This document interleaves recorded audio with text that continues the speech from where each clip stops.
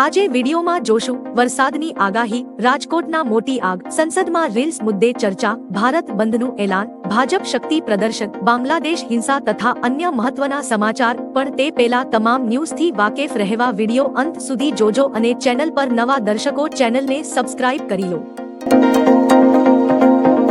આજે આ જિલ્લાઓમાં વરસાદની શક્યતા. ગુજરાતમાં ગઈકાલે અમુક ભાગોમાં હળવા વરસાદી ઝાપટા વરસ્યા હતા, ત્યારે હવામાન વિભાગે 11 ઓગસ્ટ સુધી ભારે વરસાદની આગાહી વ્યક્ત કરી છે. જે મુજબ આજે 6 ઓગસ્ટના રોજ બનાસકાંઠા, પાટણ અને મહેસાણા, સાબરકાંઠા, અરવલ્લી અને ગાંધીનગર, અમદાવાદ, ખેડા અને આણંદ, વડોદરા, પંચમહાલ અને મહીસાગર, દાહોદ, છોટા ઉદેપુર અને નર્મદા, ભરૂચ, સુરત અને તાપી, ડાંગ, નવસારી અને વલસાડમાં મોટાભાગના વિસ્તારોમાં ગાજવીજ સાથે વરસાદ થવાની શક્યતા છે, જ્યારે કચ્છ, મોરબી અને સુરેન્દ્રનગર, બોટાદ, ભાવનગર અને અમરેલી, ગીર સોમનાથ, જૂનાગઢ અને પોરબંદર, રાજકોટ, જામનગર અને દેવભૂમિ દ્વારકામાં હળવોથી મધ્યમ વરસાદ થઈ શકે છે.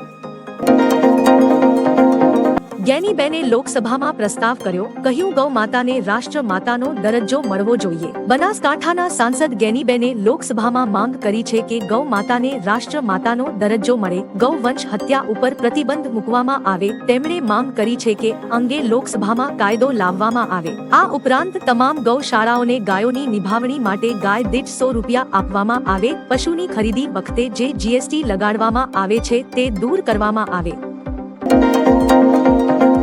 રાજકોટમાં ટીઆરપી ગેમ ઝોન જેવો અગ્નિકાંડ થતા રહી ગયો. કારખાનામાં આગની લપેટો વચ્ચે ફસાયેલા કામદારો જીવ બચાવવા અગાશી પરથી કૂદ્યા. રાજકોટ શહેરના સામા કાંઠે ટીઆરપી ગેમ ઝોન જેવો અગ્નિકાંડ થતા સહેજમાં રહી ગયો છે, જેમાં પેડક રોડ પર આવેલ ચાંદીના કારખાનામાં એક્ઝોસ્ટ ફેનમાં લાગેલી આગે વિકરાળ સ્વરૂપ ધારણ કરતા હાજર કર્મચારીઓમાં નાસભાગ મચી જવા પામી હતી, જે પૈકી 15 જેટલા કર્મચારીઓએ જીવ બચાવવા માટે અગાશી પરથી ઠેકડા માર્યા હતા, જે પ્લાસ્ટિકના પાઇપ થકી અન્ય માળ સુધી પહોંચી અને થોડી જ વારમાં તો આગે આખી બિલ્ડિંગને ચપેટમાં લઈ લીધી હતી.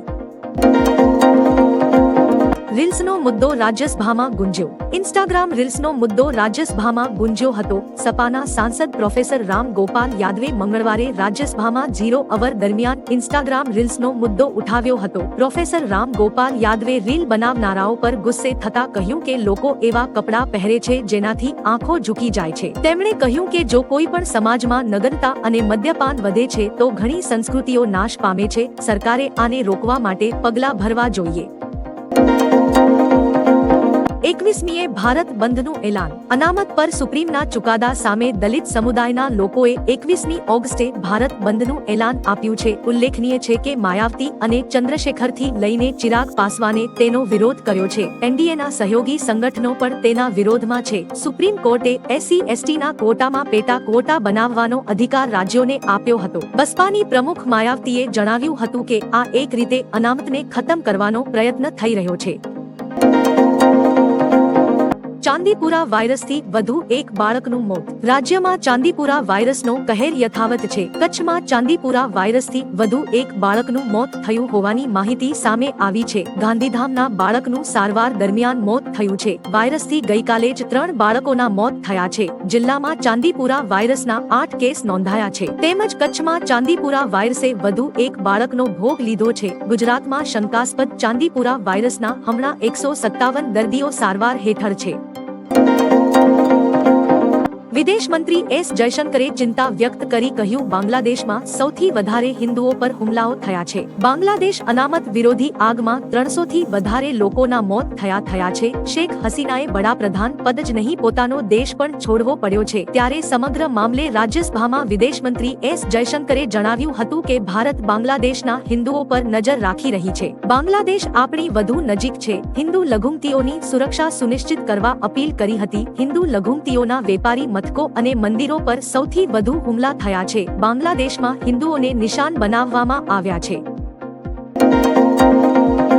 કોંગ્રેસની ન્યાય યાત્રા સામે ભાજપનું શક્તિ પ્રદર્શન. રાજકોટથી ભાજપ અધ્યક્ષ નડ્ડાની હાજરીમાં 50,000 કાર્યકરોની તિરંગા યાત્રા નીકળશે. ગુજરાતમાં સ્થાનિક સ્વરાજ્યની ચૂંટણી પૂર્વે રાજકારણ ગરમાયું છે. લોકસભાની ચૂંટણીમાં એક બેઠક મળતા કોંગ્રેસમાં નવા પ્રાણ ફૂંકાયા છે. કોંગ્રેસે આગામી 9 ઓગસ્ટથી જિલ્લા, તાલુકા અને ગ્રામ પંચાયતો તેમજ નગરપાલિકાની ચૂંટણી પૂર્વે રાજકોટ, મોરબી અને અમદાવાદ સુધીની ન્યાય યાત્રા કાઢવાની જાહેરાત કરી છે. એવામાં હવે ભાજપ દ્વારા પણ શક્તિ પ્રદર્શન પ્રદર્શનનો નિર્ણય લેવામાં આવ્યો છે, જેમાં ભાજપ 10 ઓગસ્ટથી તિરંગા યાત્રા કાઢશે, જેમાં ભાજપ અધ્યક્ષ જેપી નડ્ડા પણ હાજર રહેશે. મુસ્લિમ દેશમાં કોઈ સુરક્ષિત નથી, આપણે ભાગ્યશાળી છીએ. ભાજપ સાંસદ કંગના રનૌતે કહ્યું, ભારત આપણી આસપાસના તમામ ઇસ્લામિક દેશોની મૂળ માતૃભૂમિ છે. આપણે સન્માનિત અને ખુશ છીએ કે બાંગ્લાદેશના પીએમ ભારતમાં સુરક્ષિત હોવાનો અનુભવ કરે છે. મુસ્લિમ દેશોમાં કોઈ સુરક્ષિત નથી, ખુદ મુસ્લિમો પણ નહીં. અફઘાનિસ્તાન, પાકિસ્તાન, બાંગ્લાદેશ અને બ્રિટનમાં જે કંઈ થઈ રહ્યું છે તે દુર્ભાગ્યપૂર્ણ છે. આપણે ભાગ્યશાળી છીએ કે આપણે રામ રાજ્યમાં રહીએ છીએ. રાજ્યમાં એવરેજ 68% વરસાદ નોંધાયો. સામે આવેલા આંકડા અનુસાર રાજ્યમાં એવરેજ 883 મિલી વરસાદની સામે અત્યાર સુધીમાં 597 મિમી એટલે કે 68% વરસાદ નોંધાયો છે. જિલ્લા પ્રમાણે વાત કરીએ તો દેવભૂમિ દ્વારકામાં 150%, પોરબંદર અને જૂનાગઢમાં 123-24% વરસાદ નોંધાયો છે. 11 જિલ્લા એવા છે જ્યાં 50%થી પણ ઓછો વરસાદ પડ્યો છે, જેમાં ગાંધીનગરમાં 47%, અમદાવાદમાં 46% અને પાટણ 48% જેટલો વરસાદ થયો છે. વાયનાડમાં મૃત્યુઆંક 402 ને પાર તો 180 હજુ પણ ગુમ. કેરળના વાયનાડમાં ભૂસ્ખલનમાં મૃત્યુઆંક 402 પર પહોંચી ગયો છે, જ્યારે 180 લોકો હજુ પણ ગુમ છે. 8મા દિવસે પણ સર્ચ ઓપરેશન ચલાવવામાં આવી રહ્યું છે. સર્ચ ટીમ સનરાઈઝ વેલીમાં ઓપરેશન હાથ ધરશે, જે ખૂબ જ દુર્ગમ વિસ્તાર છે. વાયુસેનાના હેલિકોપ્ટરની મદદથી ટીમ અહીં પહોંચશે. 42 વર્ષીય મંસૂર નામના વ્યક્તિએ કહ્યું કે મેં એક જ રાતમાં પરિવારના 16 સભ્યો ગુમાવ્યા છે, જેમાં માત્ર 4 લોકોના મૃતદેહ મળ્યા છે. બાંગ્લાદેશમાં 8 લોકોને જીવતા સળગાવ્યા. બાંગ્લાદેશમાં સ્થિતિ સતત વણસી રહી છે. દરેક જગ્યાએ હિંસા થઈ રહી છે. આ દરમિયાન હથિયાર સાથે પ્રદર્શનકારીઓએ શેરપુર જેલ પર હુમલો કર્યો અને 500 કેદીઓ ભાગી ગયા હતા. ડેઇલી સ્ટાર અખબાર અનુસાર 27 જિલ્લાઓમાં હિન્દુના ઘરો અને સંસ્થાઓ પર હુમલા થઈ રહ્યા છે. ક્રિકેટર લિટન દાસના ઘરને પણ આગ લગાડવામાં આવી હતી. આ સિવાય એક હોટલમાં પણ આગ લગાડવામાં આવી હતી, જેમાં 8 લોકો જીવતા સળગી ગયા હતા. ગુજરાતમાં વકફ બોર્ડ પાસે 45,000થી વધુ મિલકતો. એવી ચર્ચા થઈ રહી છે કે મોદી સરકાર વકફ બોર્ડ એક્ટમાં ફેરફાર કરવા જઈ રહી છે, ત્યારે ગુજરાતમાં પણ વકફ બોર્ડ પાસે 45,000 કરતા વધારે મિલકતો છે, જેમાં મસ્જિદ, મદરેસા, કબ્રસ્તાન, રહેણાંક ઘર, ખેતીલાયક જમીન, દુકાનો, પ્લોટ અને તળાવ વગેરેનો સમાવેશ થાય છે. વકફ બોર્ડની મિલકતમાં સ્થાવર અને જંગમ બંનેનો સમાવેશ થાય છે. વકફ પાસે સૌથી વધુ સ્થાવર મિલકતો અમદાવાદમાં આવેલી છે. ચાંદીપુરા વાયરસથી વધુ 2ના મોત. રાજ્યમાં ચાંદીપુરા વાયરસની દહેશત યથાવત છે. સામે આવેલી માહિતી અનુસાર જીવલેણ વાયરસથી વધુ 2 દર્દીઓના મોત થયા છે. આ ઉપરાંત શંકાસ્પદ ચાંદીપુરા વાયરસ કેસ 155 ને પાર પહોંચ્યા છે. શંકાસ્પદ કેસનો આંકડો 157 પર પહોંચ્યો છે, જ્યારે ચાંદીપુરાના પોઝિટિવ કેસની સંખ્યા 68 થઈ છે. આ વાયરસ ફ્લેબોટોમાઇન નામની માખીને કારણે ફેલાય છે. માત્ર માખી જ નહીં, પરંતુ એડિસ મચ્છરને કારણે પણ આ વાયરસ ફેલાય છે. હવામાન વિભાગની નવી આગાહી. હવામાન વિભાગે જણાવ્યું છે કે આવનારા 7 દિવસ રાજ્યમાં સાર્વત્રિક વરસાદ વરસી શકે છે, જે મુજબ બનાસકાંઠા અને સાબરકાંઠા, નવસારી, વલસાડ અને દમણ દાદરા નગર હવેલીમાં ભારેથી અતિભારે વરસાદની સંભાવના છે. અમદાવાદ, ગાંધીનગર અને ભાવનગર, દ્વારકા અને કચ્છમાં ભારે વરસાદ પડી શકે છે. પાટણ, મહેસાણા અને અરવલ્લી, ખેડા, આણંદ અને વડોદરા, નર્મદા, ભરૂચ અને સુરત તથા ડાંગ અને તાપીમાં પણ મેઘરાજા મન મૂકીને વરસી શકે છે.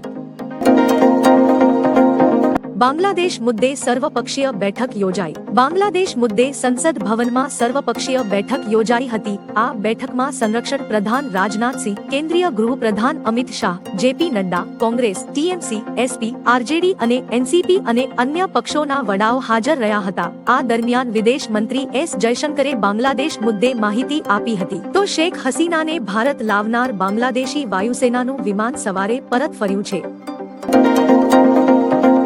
ચાલુ બસે મોબાઈલમાં ડ્રાઈવરની ચેટિંગ, મુસાફરોના જીવ અદ્ધર. પંચમહાલનો એક વિડીયો હાલ સોશિયલ મીડિયામાં ઘણો વાયરલ થઈ રહ્યો છે. આ વિડીયોમાં એક બસ ડ્રાઈવર ચાલુ ડ્રાઇવિંગે મોબાઈલમાં ચેટિંગ કરી રહ્યો છે. આ રૂટ દાહોદથી અમદાવાદ તરફનો છે, જેમાં એસટી બસમાં ચાલક બિંદાસ્ત બનીને મોબાઈલનો ઉપયોગ કરતો જોવા મળ્યો છે. હાઈવે ઉપરથી પસાર થઈ રહેલા વાહનોનું ઓવરટેક કરતા સમયે એસટી બસ ચાલક મોબાઈલનો ઉપયોગ કરતો વિડીયોમાં દેખાય છે.